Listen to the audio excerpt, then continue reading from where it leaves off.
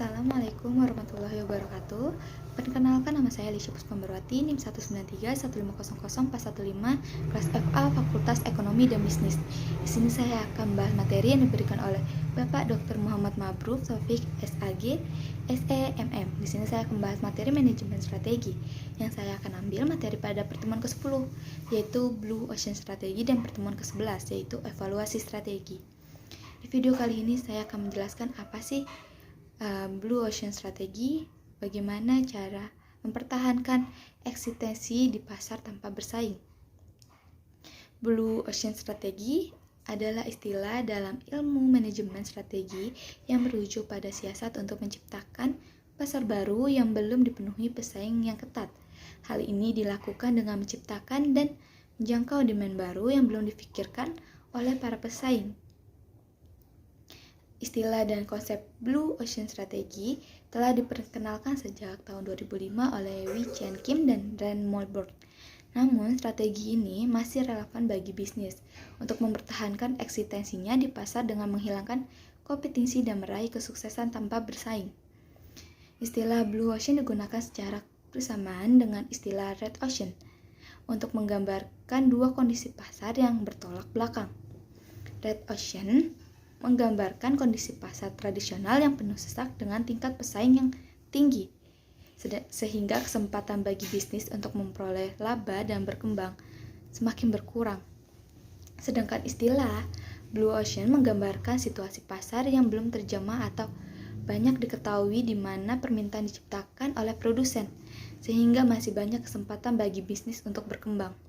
Dalam pasar yang bersifat Blue Ocean, kompetisi menjadi tidak relevan karena belum banyak pembisnis yang memasuki pasar yang sama. Atau bisa jadi bisnis kita merupakan satu-satunya pemain dalam bisnis tersebut.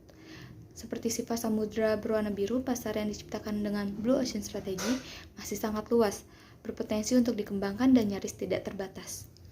Prinsip dari Blue Ocean Strategi adalah menghilangkan kompetisi dengan menciptakan inovasi pada value yang dibawa oleh bisnis, baik value bagi perusahaan maupun value bagi konsumen.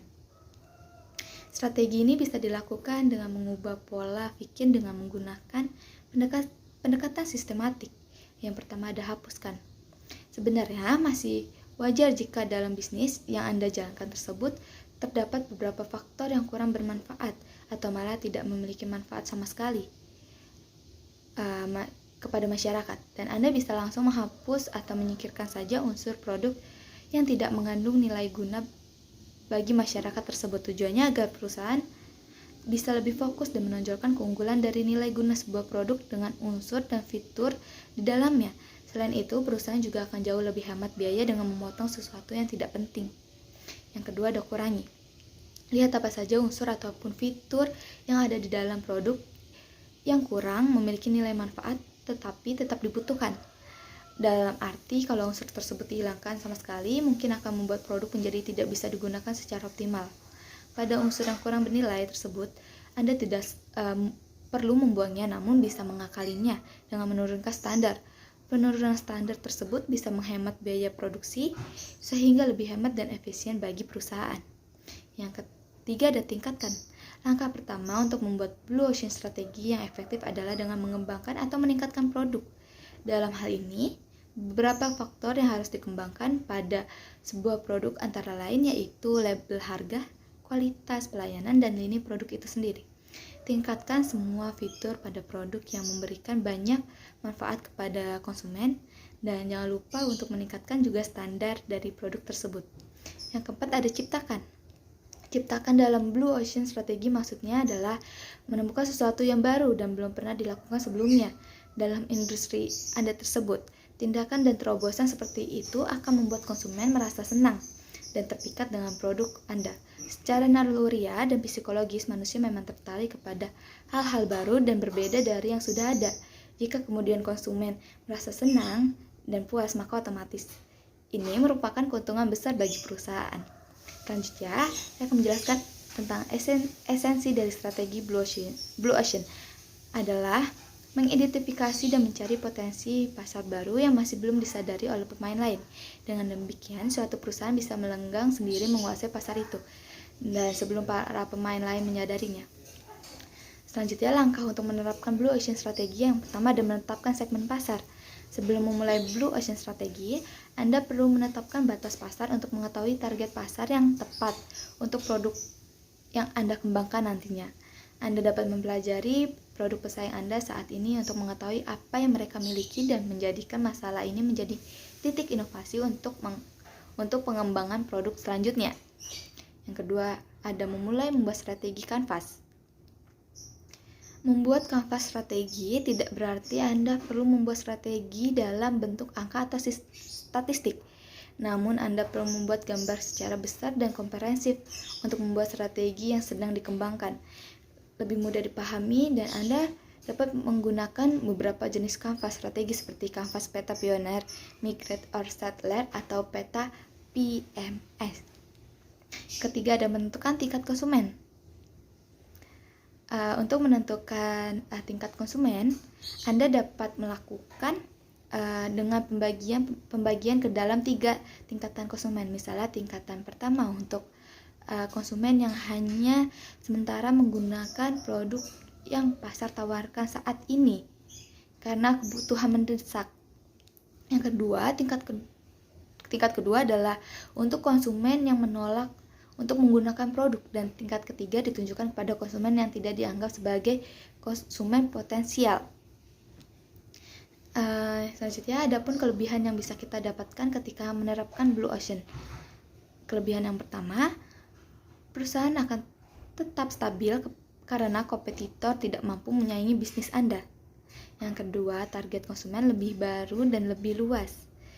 Adapun kekurangannya, yang pertama, kekurangannya cukup sulit untuk menemukan ide-ide futuristik dan mengidentifikasi pasar kolosal dan yang belum tersentuh.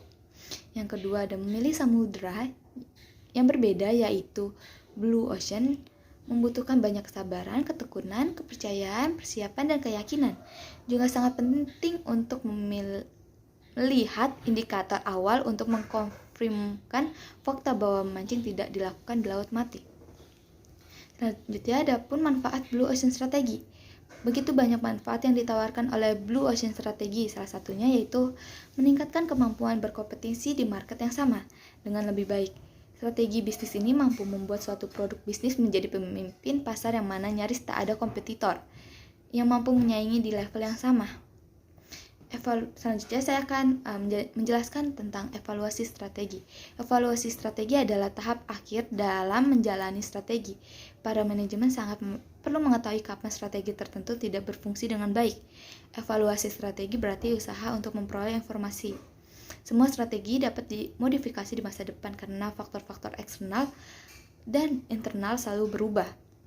Adapun 4 jenis pasar pengendalian strategi. Yang pertama ada pengendalian premis. Setiap strategi didasari pada perencanaan atas premis tertentu, yaitu asumsi atau prediksi.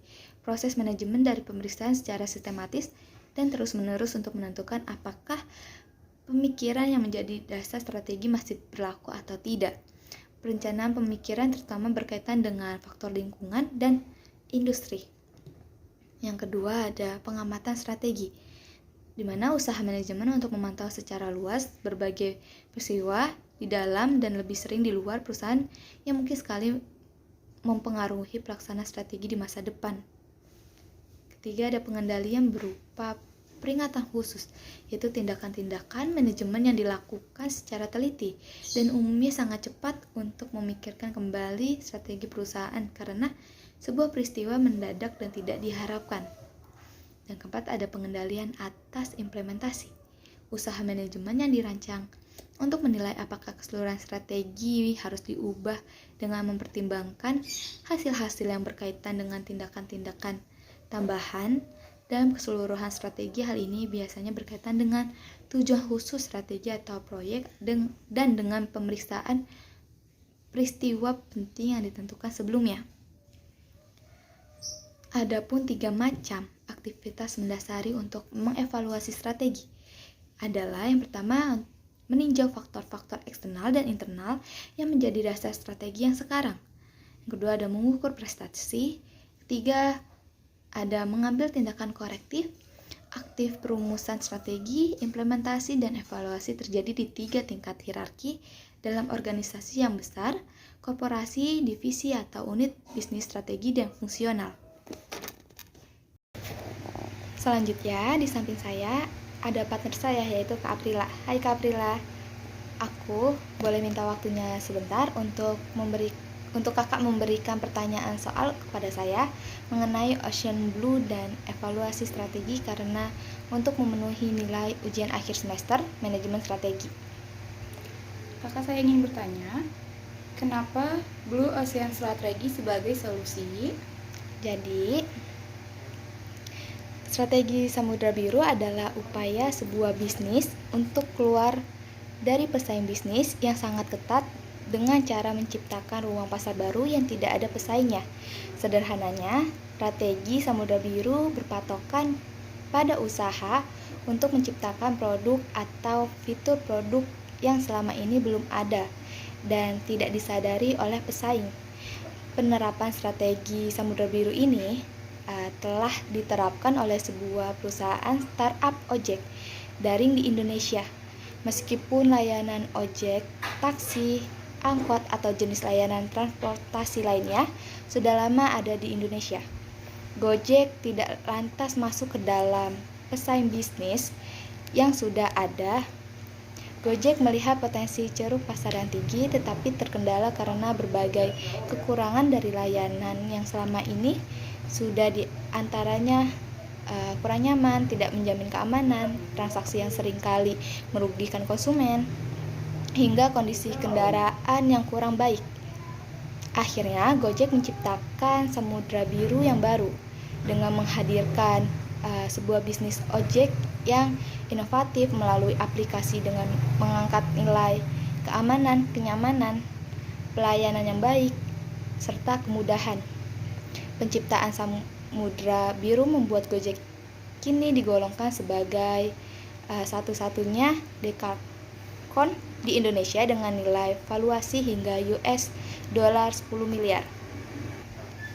Untuk pertanyaan selanjutnya, saya ingin tahu kapan waktu yang tepat untuk melakukan sebuah evaluasi strategi, apakah saat kinerja perusahaan berada di puncak kejayaan atau ketika perusahaan mengalami penurunan.